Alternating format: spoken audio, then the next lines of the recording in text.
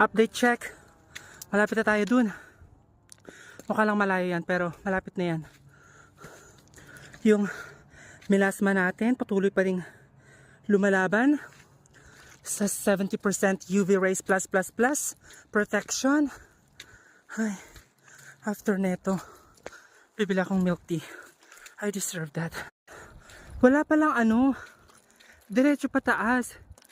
Iikot niya ako dun kung saan kami dati kasi may daan din dun sa likod eh.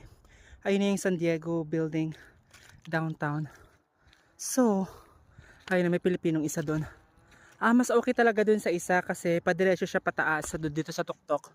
Pero dito pala is paikot. Okay. So parang nanggaling din ako dun sa likod kung saan kami nagtitrail. Ayan, napapalayo pa ako pero okay lang. Dito nga sumalubong ako dito kung saan yung isang akyat pataas is ayan ang daming tao dito. Rinig nyo, mukha lang yan malayo pero malapit na yan.